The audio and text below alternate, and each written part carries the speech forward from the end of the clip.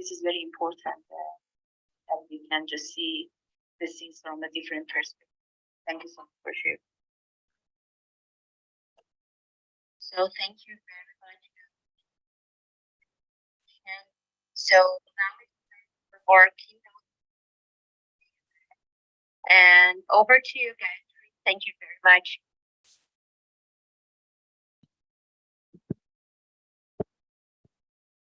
Okay, thank you. I'll go ahead and start now. So hello and welcome to MedNews Week Keynote Conference, where our goal is to bring you the most cutting-edge information from medicine's global leaders. I'm Gayatri Pramal Menon, and I will be your host today. Before we begin, I want to first acknowledge the great team that helps to make these events a reality. Our founders are two internationally recognized researchers, Drs. Jan Leifman and Chandler Park, who is also the president of Kentucky ASCO. Our chairs include Dr. Park and Dr. Leifman. Our associate directors are Madhuri Balasubramaniam, Muskan Joshi, and Gayatri Menon. Our managers include Alexandra Van de Kieft, William Wilkerson, and Ahmed Aziz. Our educational committee includes Sean Jackavis, Choria Harshal, Rida Khan, Harshita, Helena Koloma, Saumya Nader, Rabab Hunaid, and Imad bin Zahid. We also want to thank our partners, ViewMedi, a global leader in medical video educational content, and the National Society of High School Scholars, an honor society founded by Class Nobel of the Nobel Prize family. The moderator for today's event is Gabriel Alves. Now to introduce our keynote speaker, Dr. Leonard Zon. Dr. Zon is the director of the STEM Cell program at Boston Children's Hospital. He is also an internationally recognized leader and pioneer in stem cell biology, cancer genetics, and hematology. He is also the recipient of multiple national awards such as Boston Children's Hospital Postdoctoral Fellows Award in Mentoring, ASH Mentor Award, and the AACR Irving Weinstein Foundation Distinguished Lecture Award, among many others. With that, it is my pleasure to welcome Dr. Zon. Doctor, the floor is now yours. Great. Well, it's certainly a pleasure to be here. And I'm really excited to tell you about our work on stem cell clonality and the niche.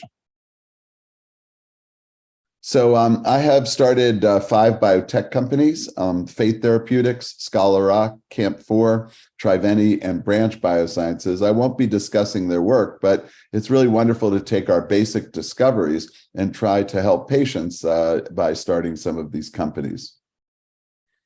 So most of my career, I've been working on blood stem cells or hematopoietic stem cells.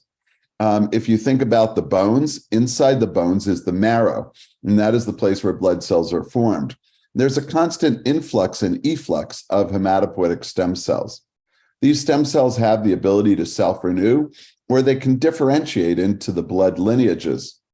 This process is facilitated by the niche cells, such as the endothelial cells and the stromal cells. And I'm going to talk a lot about the niche cells and how they help this process. Blood stem cells is the only stem cell with a quantitative assay. That's a competitive repopulation assay. It's the only stem cell besides skin that's used therapeutically. And we know that bone marrow transplants, thousands of bone marrow transplants are done every year, and hundreds of gene therapy and gene editing trials use blood stem cells. And when a mutation happens in a blood stem cell, it can lead to clonal expansion and ultimately leukemia. And I'll talk about that also. Now, my preference of a model system to study this is a little bit unusual. It's the zebrafish. And so zebrafish are wonderful because the embryos are completely transparent and they make circulating blood in 23 hours. And over the years, we've made transgenic fish that light up every single blood cell in a different color. Each mother has between 100 to 200 babies every week, so it's a fantastic genetic system. And it's possible to use genetic screens or gene knockdowns to test gene function. We can add chemicals to the water and cause phenotypes to occur, and the blood program is amazingly conserved. I want to show you a movie of how blood stem cells are made. And shown here is a 36-hour embryo. And in all vertebrates, the blood stem cells are actually made in the dorsal aorta, which is your largest blood vessel. So we're going to dive into the aorta, and what we find is that an endothelial cell actually changes its fate. It rounds up to become a blood stem cell. That cell could be transplanted, but endogenously, it goes off into circulation. And it's going to go around and around circulation and land in the tail of the zebrafish in a place where blood cells are forming. This is very similar to the fetal liver of a human. The cell will come in and transmigrate into the niche, and this will double the stem cells. And then some of these stem cells will go into circulation to colonize the marrow. In the zebrafish, the marrow is in its kidney and making the kidney a hematopoietic organ. But in the human, it would be in the bones, in the bone marrow. Sometimes the cells bypass the kidney and go to the thymus, and this will start the immune system. And all of this allows this animal to have blood really throughout its entire lifetime. Now, several years ago, we were able to make a fish that had green stem cells. We used an enhancer from a specific gene, RUNX1, and it turned the stem cells green. And we could see the stem cells are born in the aorta, they go round and around circulation, and they land. Now, I want to show you what happens when a stem cell lands, and you could think of this even as a transplanted stem cell. So focus on this circle. What we see here is that the stem cell transmigrates outside the blood vessels. But then we saw that the blood vessels wrap themselves back around the stem cell in a process we call endothelial cuddling. Then the stem cell divides and one stem cell leaves and the other one stays. And this is a very stereotypic process. So those endothelial cells cuddling are very, very important. We took this very animal and we did correlative electron microscopy. And we found some surprises. So first of all, the stem cell that had been circulating finds another cell to attach to, a stromal cell. And the divisions of the stem cell are perpendicular to the plane of the stromal cell. Now, we also know that the stem cell is surrounded by 5 blood vessel cells, by 5 endothelial cells. And this forms the niche. So we wanted to understand more about this particular niche. And one of the things that we've done recently is RNA tomography. This is a really interesting technique called tomoseq. We section across the embryo, sectioning through the stem cell niche. And then every section goes into a tube for RNA-seq. So you tell all the genes in each one of these sections. And what we're able to find are these genes here that are adjacent, right next to the stem cells. And so we were interested in what kinds of genes, what are the cells, and in particular, we were interested in the endothelial cells. So 29 of the genes were endothelial specific, blood vessel specific. And we can do a technique called in situ hybridization. And if you look at these genes, they're only next to where the stem cells are in this tail region. And that's really amazing. And it made me wonder, what are these endothelial cells and how do they actually function? And these endothelial cells are veins, but they're specialized veins called venous sinusoids. So one of the things that we did was to take the promoter of 2 of those genes, E-selectin or this mannose receptor, and we drove green fluorescent protein in a fish there where all their blood vessels are red. And you can see here that you only see expression just in this little part here where the venous sinusoids are. So this is a mannose receptor, and it says somehow this 1.3 kilobase of DNA has the information to make those venous sinusoids express. So what we did was we used a technique called ATAC-seq. And ATAC-seq allows you to look at open chromatin. And we could see that there's open chromatin just in the venous sinusoids, but not in other endothelial cells. And this little peak here is about 125 base pairs of DNA. So we took that 125 base pairs and drove green fluorescent protein. And again, only did you get this particular set of tissue lighting up. So what we realized by looking at all the peaks that were venous sinusoid specific is they were enriched for several sites for DNA binding proteins, ETS, SOX, and a nuclear hormone receptor. And we eventually found transcription factors, DNA binding proteins, that could actually bind to those motifs. And we could use these 3 transcription factors to actually reprogram ectopic niches in vivo. And I'll show you that work now. So first of all, when you look at the peaks that are only in the venous sinusoids, but not in the other ones, and then you take these peaks and drive green fluorescent protein, you only get it in these tail regions. And so this seems like there's very good information there. When we look at the sequences, again, we see the ETS, SOX, and nuclear hormone receptor sites. So we think that these sites are the sites that confer a fate to a cell. So we knew the sites were there, and we looked at our RNA-seq expression, and we could see these transcription factors, these 7 transcription factors that could participate in binding to those motifs. And so we did an experiment that's very similar to a friend of mine, Shinya Yamanaka, who won the Nobel Prize for reprogramming. We overexpressed these 7 factors, I should say. And when we did that, what you could see is compared to, let's say, this embryo here, which is a control, when we overexpress the 7 transcription factors, we now get new blood vessels. And you can actually see the blood vessels with our fluorescent reporter. Now, we were able to find, again, this combination, ETB2, SOX7, and NR2F2, and that led to a very sizable number of animals having ectopic vessels, new vessels. So then my postdoc, Elliot Hagedorn, came to me and said, this is the best day I've ever had as a postdoc. And what he found was he did put all 3 transcription factors into an embryo that had green blood vessels, green venous sinusoids, and red stem cells. And what he found was that the stem cells left their usual position and went to the new vessels. You can see that here.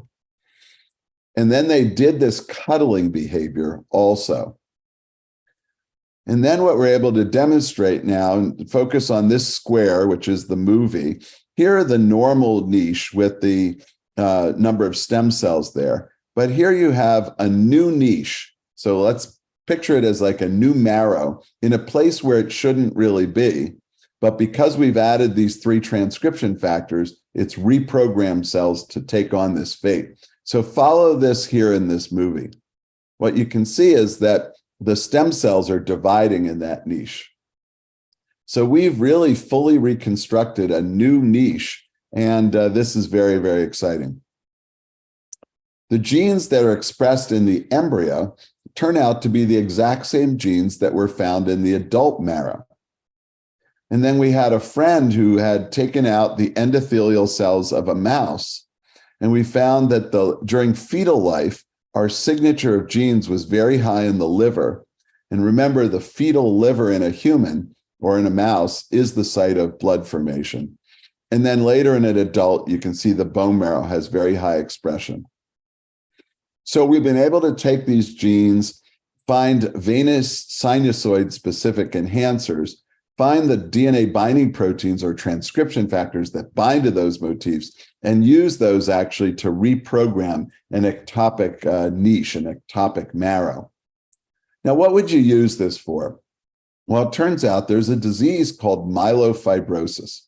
In this disease, the entire marrow becomes fibrotic.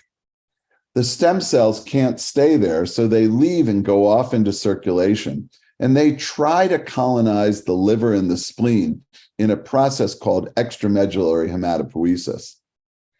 But this is very inefficient. And perhaps we could actually take human iPS cells and reprogram them to make these veins Then we could inject them into the arm or maybe into the liver, and they would make a new site for blood cells to be forming. And we've actually succeeded in doing this with the human iPS cells, and we'd really like to translate this into humans at this point. So now I'm going to spend the remaining part of my time on talking about clonality. So one of the things that we can do in the hematopoietic system is to do a marrow transplant.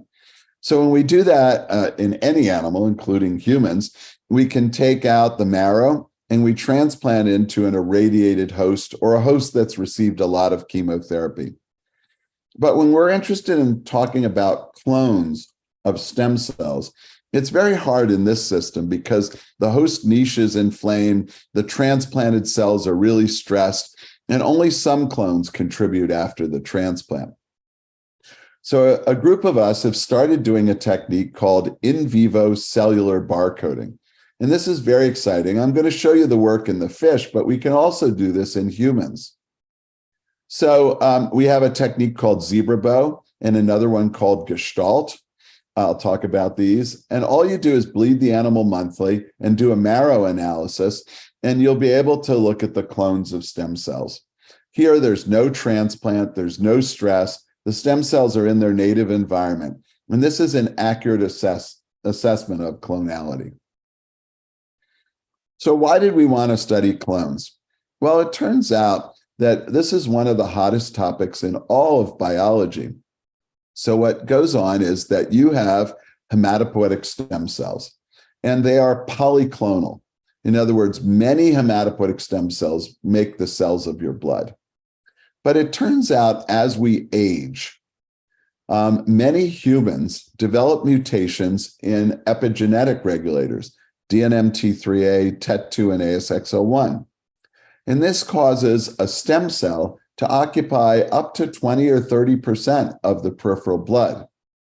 This is a syndrome called clonal hematopoiesis of indeterminate potential, or CHIP. These cells can go on to become myelodysplasia and also into leukemia. Now, the amazing part about this condition is it's very, very common.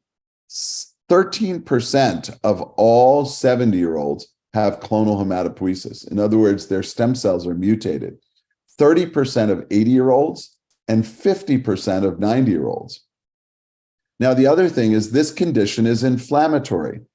And so people with this end up with blood clots, heart attacks, and strokes. And also we found recently cirrhosis and even kidney disease. So how do we study clones? Well, in this system, the zebrabow system, we're able to mark each stem cell in a different color. The way we do this is we have 15 to 20 copies of this plasmid throughout the entire genome. And it's red, blue, and green, separated by recombination sites. When you express a blood-specific CRE, which is the recombinase, you start to get lots of different colors. And all of the embryonic blood is different colors.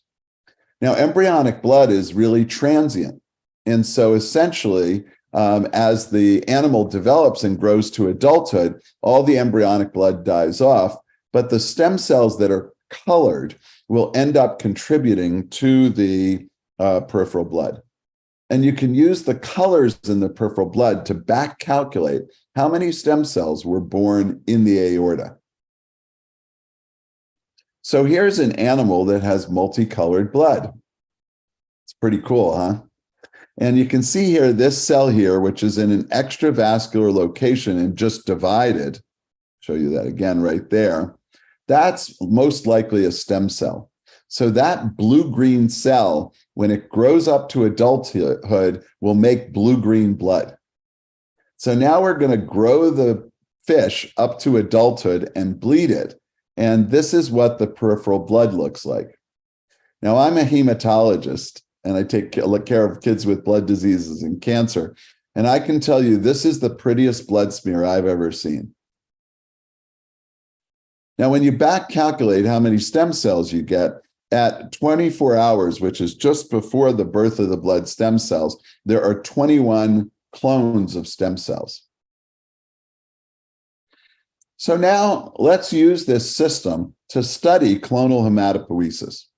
So first of all, many laboratories have shown that the mutant stem cell makes mutant neutrophils and macrophages pretty well. But these macrophages and neutrophils pump out inflammatory cytokines. They're making interleukin-1 and TNF-alpha. This makes the entire marrow inflamed. Then, by an unknown process, there's clonal dominance and pre-leukemia. So I want to tell you how we've solved what happens here. So we invented a technique called twister, or tissue editing with inducible stem cell tagging via recombination. It's actually a simple concept. What we did is we injected guide RNAs for the 20 genes that cause clonal hematopoiesis in humans. And we used CRISPR-Cas9 to actually do the knockouts of these genes. But we titrate down the amount of Cas9, so 50% of the stem cells are normal and 50% are mutant. So they can compete in vivo and see who wins.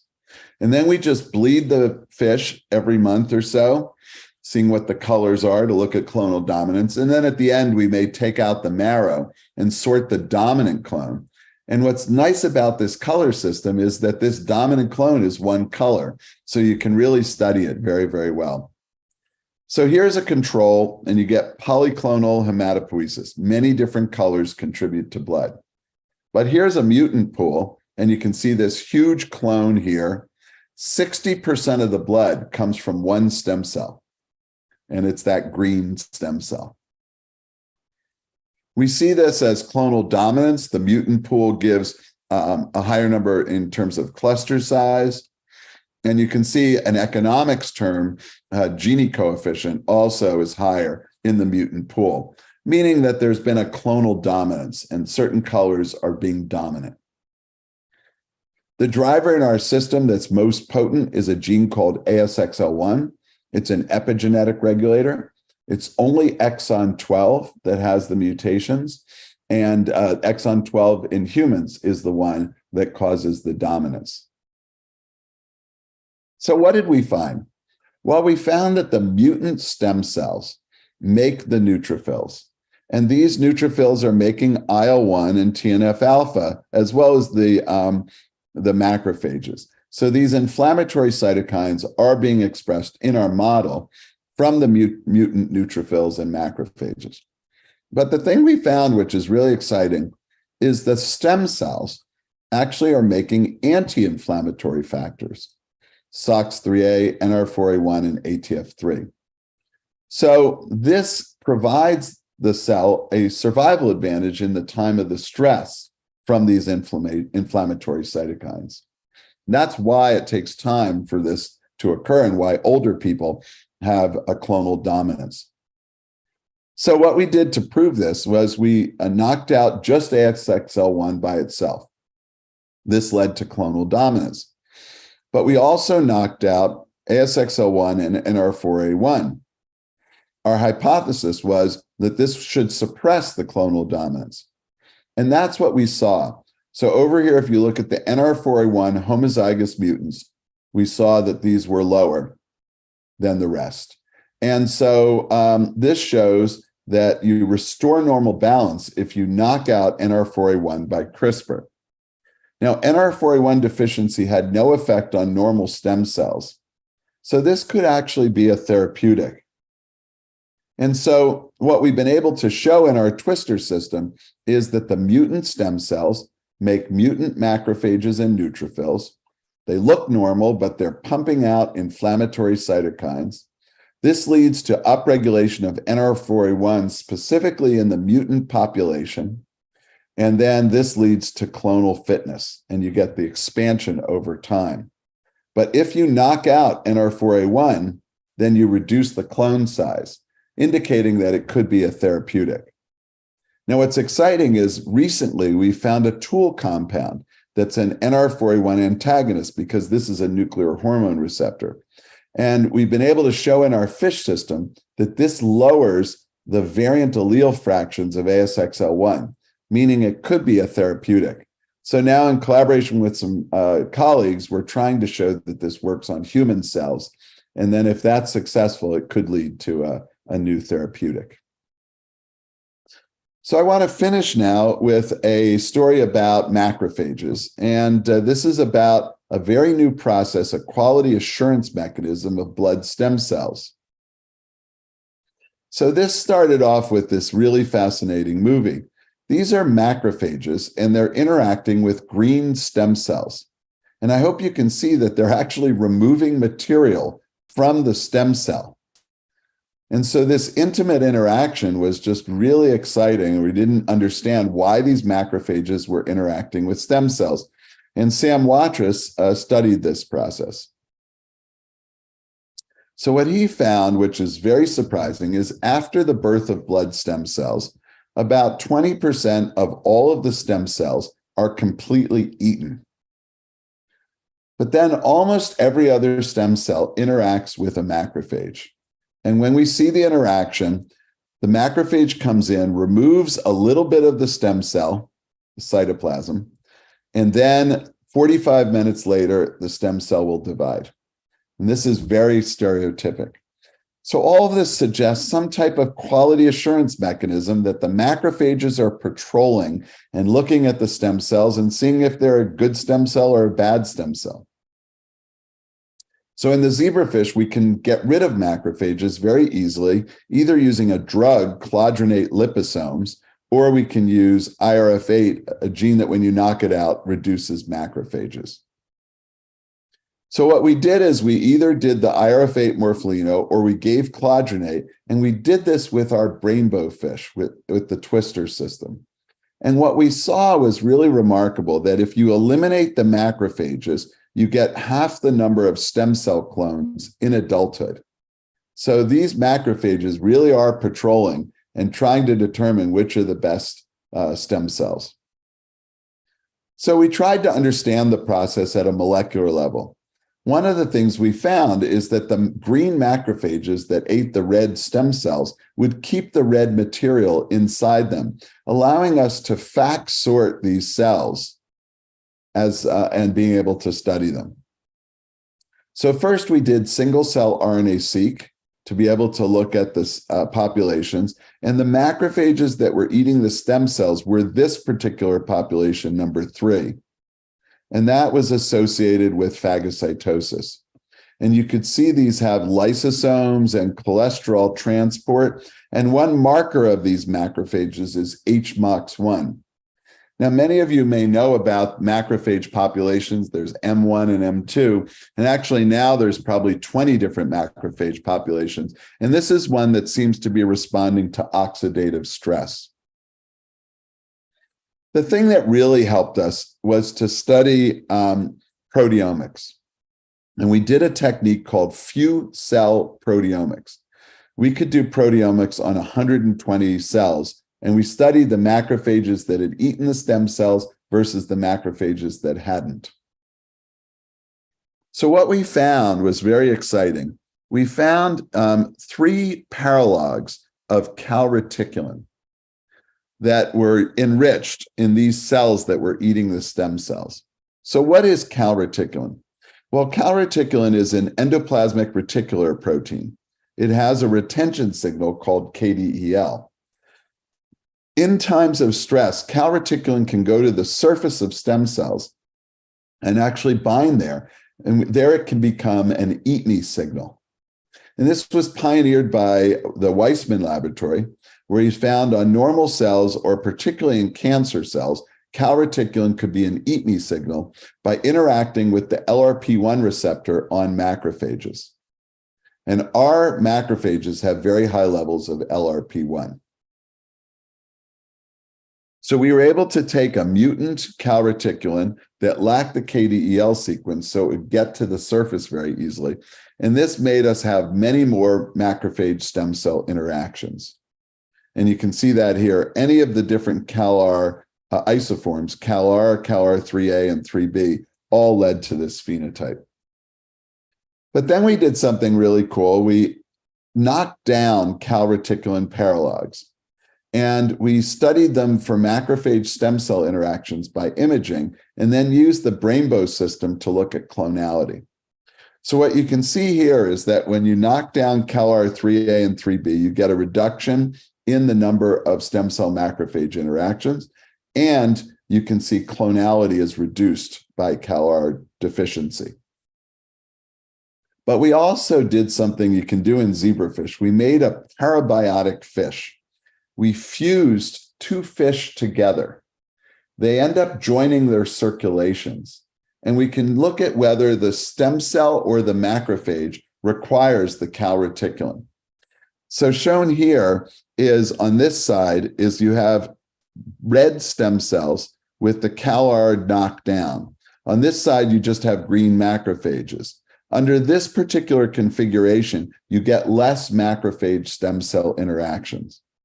And that's just quantified here, that if you knock down on the stem cell side, the calreticulin, you reduce the interactions. But if you knock down on the macrophage side, you don't reduce the interactions. So it's the calreticulin on the stem cell that's responsible.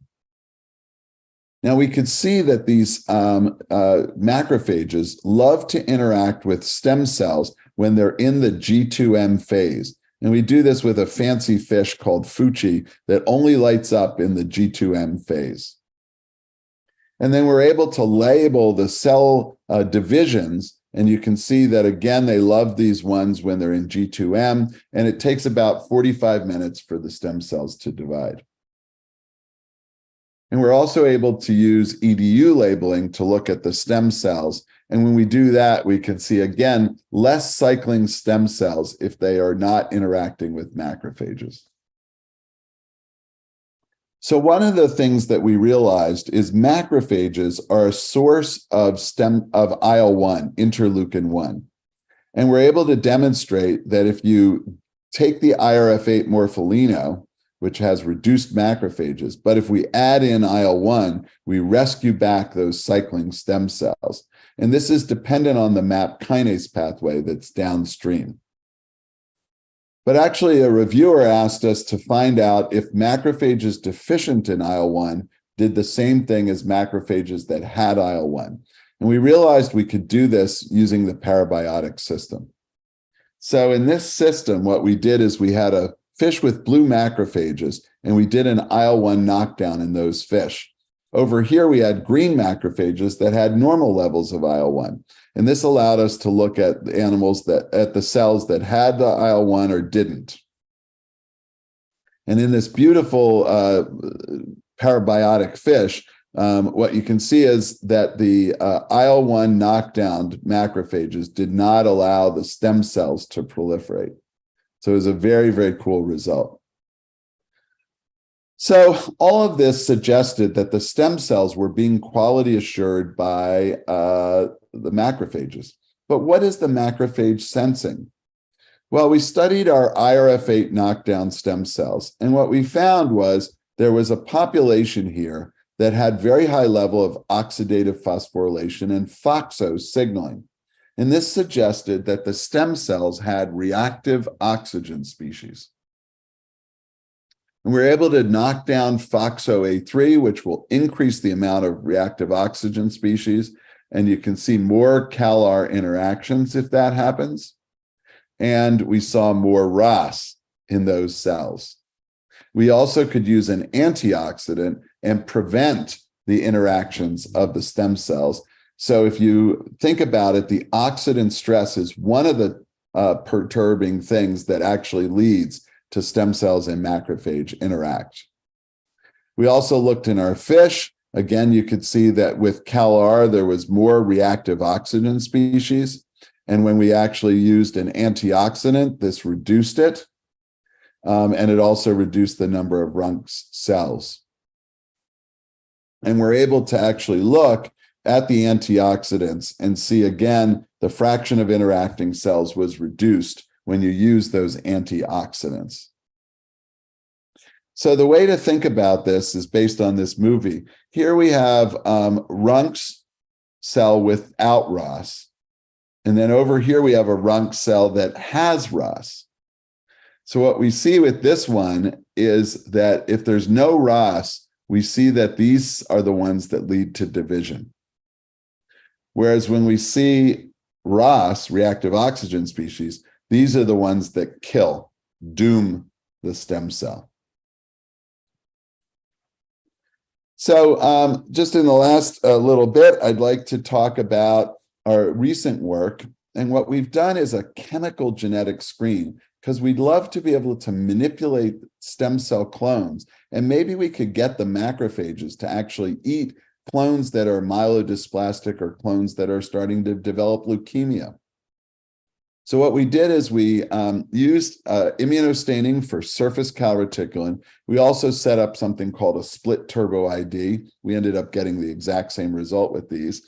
And then we stained for reactive oxygen species. And we screened about 1,200 compounds, and we ended up with about 93 compounds that induced surface calreticulin.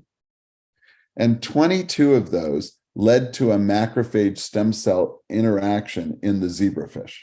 So 22 of these gave in vivo activity. So what are these 22 compounds?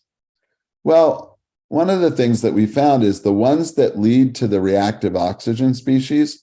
If you look here at the orange is dooming and the grooming is black, well, these compounds give you a lot more dooming. These all lead to mitochondrial potential. And so we think these are leading to a lot of ROS, and that's making the cell get eaten completely. Now, some of these chemicals are giving grooming, and some of them don't even induce any ROS at all. And so we're now chasing what the grooming behavior is, trying to understand how that allows clones to actually proliferate. So the mitochondria is very important in this, and we started to study different mutants that either increase ROS or decrease ROS.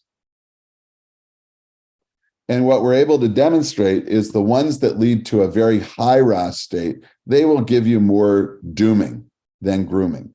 But if you look at these that reduce the ROS, now you get more of the grooming behavior. And this is just one of the molecules, SOD2, which you can see here is going to lead to higher ROS, higher surface calreticulin, and more dooming events.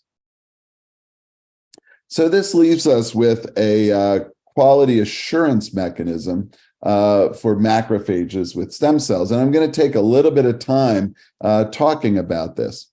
Our motto would be is that if the stem cell has reactive oxygen species, and if it has a lot of this, then this is going to lead to a dooming behavior. This leads to high levels of surface calreticulin on the surface of the stem cell, a lot of interactions with macrophages, and ultimately the stem cell will be completely eaten. So it must be bad in evolution to have your stem cell have high reactive oxygen species. And probably this is a result of the trauma of being born as a stem cell and actually having to go through circulation to get to the next niche. Now, if you have an intermediate level of calreticulin, now you will still facilitate this interaction. And what's interesting about this situation is the macrophage that comes in is able to donate some IL-1, some interleukin-1, and through the MAP kinase pathway, this leads to the divisions of those stem cells. And then what you have are more of these cells, so they will contribute better to adulthood later on in life. So this is another way of thinking about these macrophage stem cell interactions. So here's this little stem cell that I showed you before, and it's going to go off into circulation. We think this is a stressful time in a stem cell's life. Okay, so now it's going to come around into that niche that I showed on one of the first movies of this, and we're going to look, and the stem cell is actually attaching to the endothelial wall and going to transmigrate now into the niche. Now, what we didn't know until now is a macrophage comes in and probes that stem cell. In this particular case, it completely ate the stem cell, so there must be something wrong with that stem cell. We think it has high ROS. But another behavior is that this macrophage is going to come in, and now it just takes a little bite of stem cell. There it goes. And now what it does is donate some interleukin-1. And now what happens is that stem cell is actually going to attach to a stromal cell over here. And then that stem cell will divide. And that's how the divisions will ultimately enrich these populations. So I think I've gone for about my 40 minutes, and I want to acknowledge my wonderful laboratory. This is us on the Cape having fun.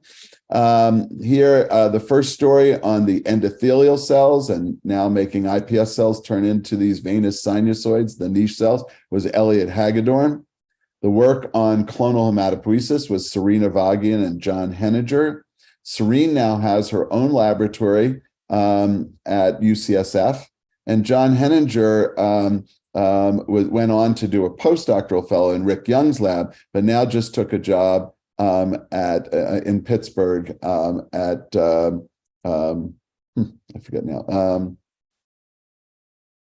I'll just try to remember. Anyway, he's just took a job in Pittsburgh. Sam Watrous took a job at MGH, and Cecilia Pessoa Rodriguez did the work on IL-1, and they were helped by a technician, Mackenzie Smith, and some other technicians helped. So with that, I'm happy to take questions, and I'll stop my screen share. Thank you so much, Dr. Zon, for that amazing presentation. I think I speak for everyone when I say that we can actually listen to it for another hour, but just out of respect to your time. So we'll start with the Q&A portion. So I'd like to hand the mic over to our moderator for today, Gabrielle. Thank you for inviting. Thank you for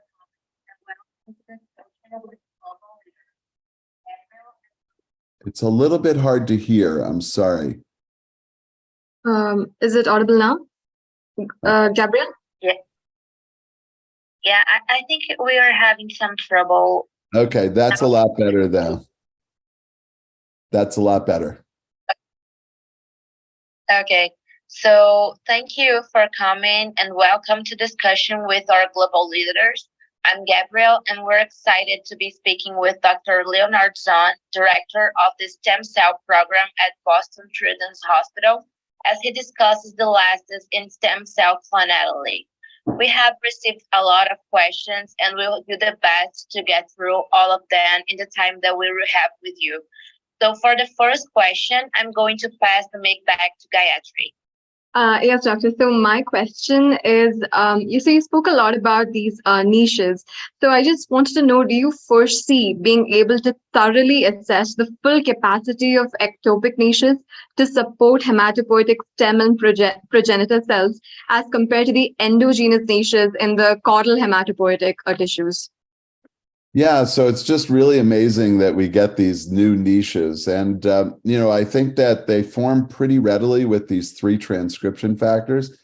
So my feeling is they could have wonderful medical value for the patients who have a number of blood diseases.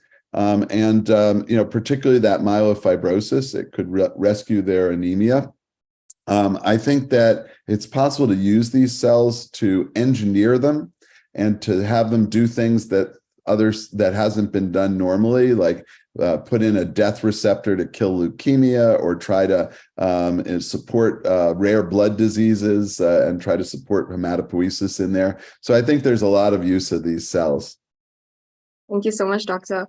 Back to you, Gabrielle. So thank you again, Dr. Zon, for this lecture. So the use of zebrafish in research is very interesting to me. And so for now, I'd like to know, what do you think that is the next steps so the zebrafish could be used to improve outcomes in the treatment of leukemias or lymphomas, for example? What do you think about it? Yeah, we've been able to take 5 chemicals that we have found in the zebrafish and take them into human clinical trials. And this is very exciting. One of the chemicals we found stimulates blood stem cells. and over 150 people have received this chemical. And it is kind of the standard of care now for gene therapy and gene editing trials to use this chemical, because it also will stimulate the transduction of viruses. And so for gene therapy protocols, this prostaglandin drug that I'm talking about is very interesting. So, I'd say that we've done a lot, and this continues to be a very exciting avenue. On Wednesday, I'll actually be talking to the FDA about using zebrafish as a path to getting drugs to the clinic. And so we're seeing more and more companies that are developing zebrafish as a model, and to be able to use it to actually clear, to understand chemicals and drugs as a way of getting things into the clinic. The infrastructure of zebrafish is quite remarkable. I was just at a stem cell meeting, the International Society for Stem Cell Research, and that's about 4,000 researchers throughout the world. Well, in zebrafish, there's about 1,500 laboratories throughout the world doing zebrafish. And so it's really a large number of people studying this model. And we see different things. There's people working on the heart and zebrafish and trying to do heart regeneration, looking at kidneys, looking at bones. So every single organ is being studied in the fish. And one of the things the fish has that's very interesting is it regenerates a lot of its tissues. So you can remove a quarter of the heart and it will regenerate. And so these are some fascinating things that people are studying. Thank you very much. I cannot wait to watch the next steps. So I'm going to pass the mic to Madhuri now. Thank you so much, Doctor. And it was really wonderful to learn about your presentation, and really excited to see the future of drug use and drug treatment using zebrafish as well. So thank you for that. And my question to you is actually something I've read about, that one treatment option for certain lysosomal storage diseases like sphygmolipidosis, it was using hematopoietic stem cells. But with this disease itself, we see a very wide range of presentation in juvenile and adult form, as well as severe and severe infantile forms as well. So how can zebrafish help to develop novel therapies in these situations? Yeah, so it's a really, really great question. So one of the things that we can do in the zebrafish is model the genetic disease that lead to sphygmomyeloid disorders. And so a number of those are single gene mutations that are inherited in families. So it's very easy to use CRISPR these days to knock out that gene in the zebrafish, and then you would end up with a model of that disease. Now, once you have the model, you could actually study the phenotype of the disease and then do something which I call a suppressor screen. So there's two forms of a suppressor screen. One is a genetic suppressor screen. So you look for a second mutation in a new gene that rescues the phenotype from the first gene. And we did this once in our zebrafish where we had a mutant that had no blood. And we looked for a second site mutation that caused it to have blood. And we found one, actually. We found actually two. And so what happened was, in this mutant, it had a epigenetic problem. And then we were able to find another chromatin factor that when you knock it out, it completely rescued blood in the mutant. So that's very exciting. And then recently with that same mutant, we did something called a chemical suppressor screen. So in this mutant that had no blood, we added a chemical to the water, and we looked to see if any chemical would bring back the blood in the mutant. And we found a chemical that did that. So conceptually, with these different sphygmomyelin disorders, you can knock out the gene, then do a suppressor screen of either a genetic or a chemical suppressor screen to find things that would give you a pathway that if you knock it out, you'll rescue the disease. Okay, that was actually really interesting to share about the whole suppressor gene therapy module as well. And I'm truly excited to learn more about it. Great.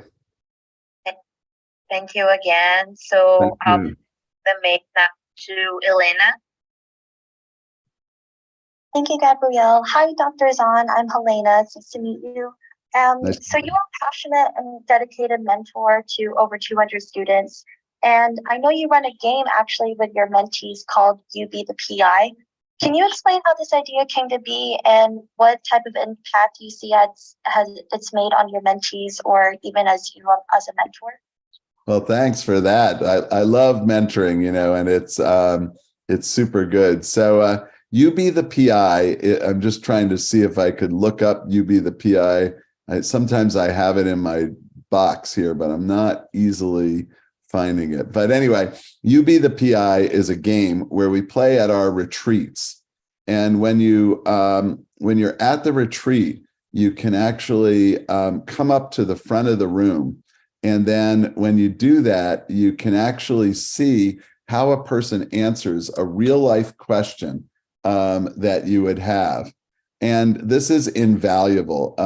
And many people, after they've left my lab, will come by and say, that was the most important thing because it told me about real life situations.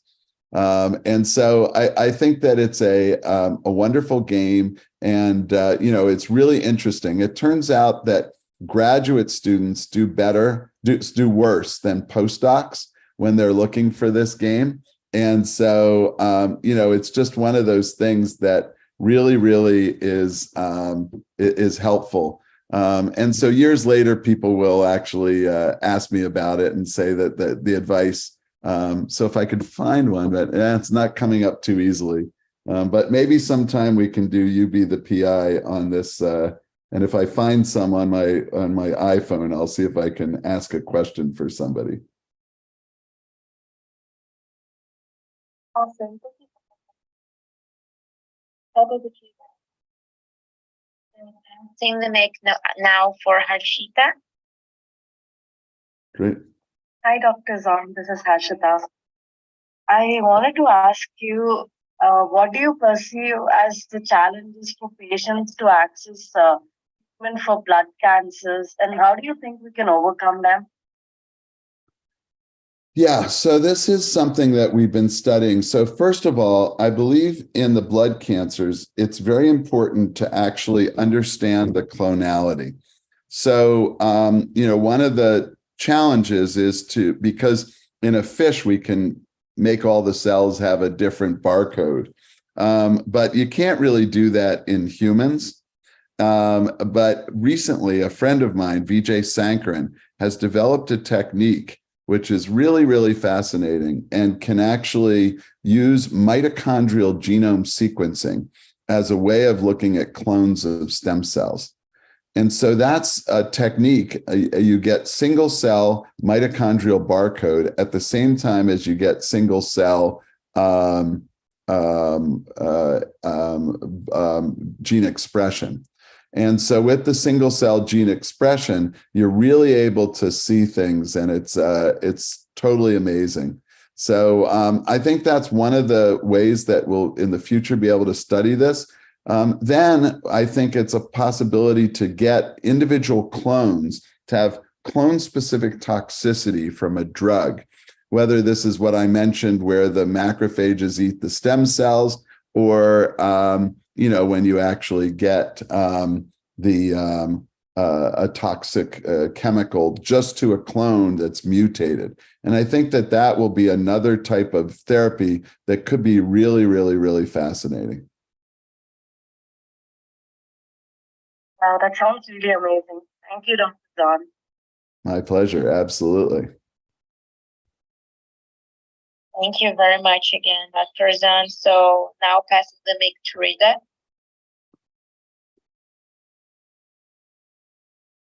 Hello, thank you for having me. Sorry, I'm just having some issues with my. I hear you pretty well. Can you hear me? Yep. Okay, thank you so much, Dr. Zon, for being here today. We really interesting talk. I just had this brief question that, especially since you specialize in stem cells, do you see stem cell technology having innovative uses that we haven't yet explored, but may delve into in the next coming years? Well, I was just at a stem cell meeting, and it's truly amazing what's going on in the stem cell field. So first of all, one of my companies has taken iPS-derived cells and made them into NK cells. And these are killer cells that are being used to kill cancer.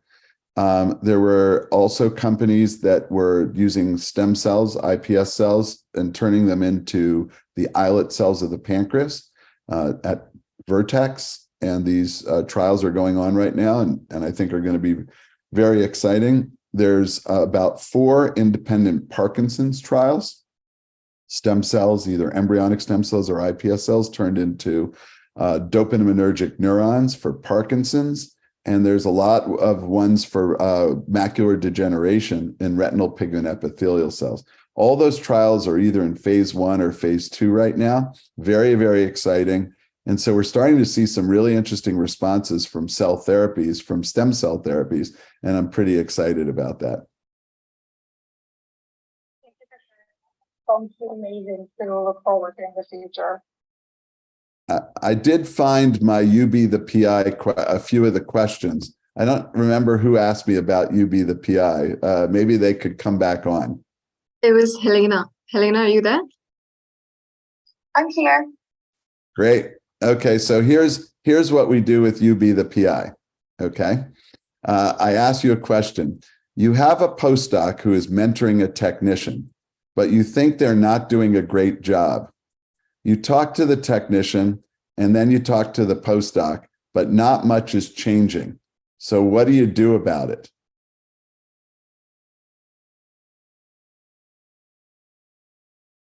I would definitely still keep the line of communication open, but I would express that I've already talked to them before in the past about it. And I feel like as a team, in order to create like the best care and the best like community and workspace, that it is something that is important for us to all address and work on.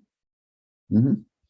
That's a good answer. I think one of the things you got to do is then meet with them both simultaneously and see if you can figure it out as a PI.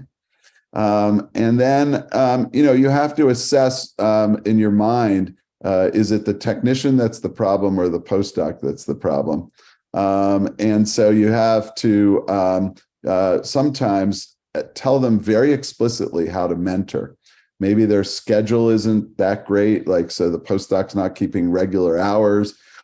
Maybe they need to be able to write everything down for the technician. So there's a lot of ways of going about it to try to make them more effective.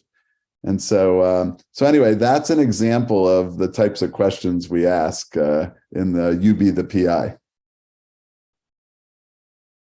No, that's really awesome. It's a great way to basically practice and then get real-time advice. Thank you very much. Great. So now, Harshal, it's your turn. Yeah. So thank you, Doctor, for an amazing presentation. So I wanted to ask that pediatric cancer often exhibit distinct biological characteristics compared to adult cancer. So how does the clonality of pediatric cancer cell differ from adult cancer cell? And what are the implications for targeted therapies and personalized medicine in pediatric oncology? Yeah, very, very good question. So I'm going to turn that question a little bit around, which is, when you're looking at the diseases that I look at, which are either myelodysplasia or leukemia, what happens is there's a sequential number of mutations that accumulate, and the disease gets worse on average as more mutations happen. So if you think about a stem cell, perhaps it has a mutation in TET2. And in that particular situation, it may be clonally expanding a little bit, but not really yet causing leukemia or any massive problem. What happens is that cell during a replication event will have another mutation occur. Let's say this time it's an ASXL1. So now you have 2 mutations, and they're working in kind of separate pathways, but towards the same goal of making that stem cell dominant. So that puts you on the path to myelodysplasia. And if that's going to happen, then you're going to want to combat the new clone that has acquired the 2 mutations, because you still probably have the original clone, but then it's got a new clone. And so by studying the clonal dynamics, you're able to get mutation-specific programs and ultimately try to find therapies that would disrupt that. So for instance, if we had our ASXL1, if we had the NR4A1 chemical ready for clinical use, we would give it to a patient who just acquired a new ASXL1 mutation and try to prevent the myelodysplasia from ultimately becoming leukemic.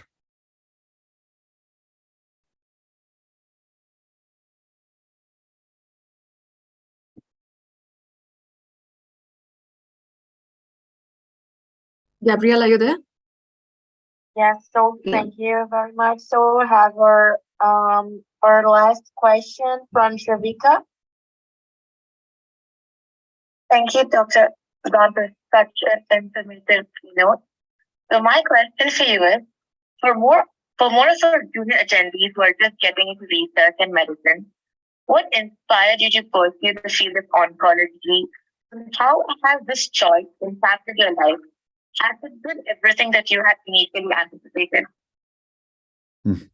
Great. Well, your question was a little bit hard for me to understand, but I think it was, how did I choose, from working when I was a resident on HIV all the way through to doing what I'm doing now. So I think that there's a number of ways of thinking about your career.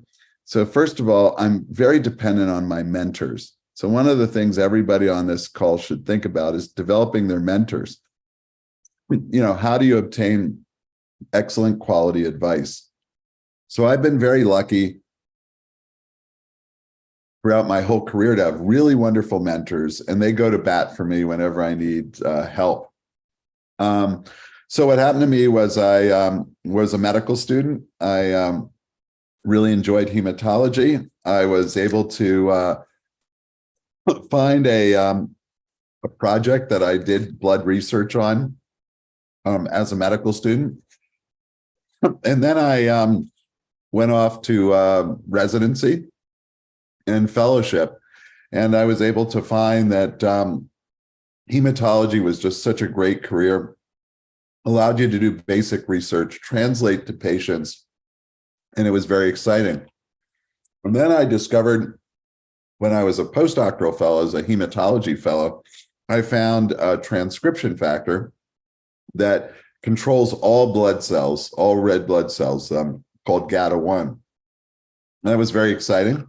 And then they asked me to stay at Children's Hospital and set up my own laboratory. And it's been an incredible career, doing zebrafish blood development. We also do some cancer research on melanoma. And it's just been a great career. I have wonderful colleagues. I have great mentors still, even though I'm a chair at Harvard. Still really great. So all that allows a career to blossom. And the thing I can tell you is you have to have perseverance to do that. But if you can get to running a laboratory or being a professor in an academic department, it's really quite wonderful. And I've been blessed to have such a wonderful career. I do want to say also, I did find John Henninger's going to Carnegie Mellon in Pittsburgh. I'd forgot before, but thanks.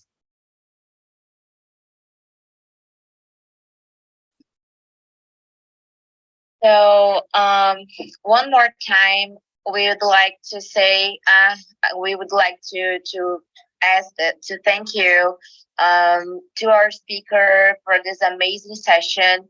Thank you all for the great questions, and to all your attendings.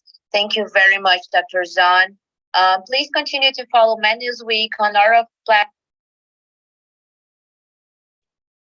1 second. Thank you so much for coming. Second. And 1 second, let's just stop the stream.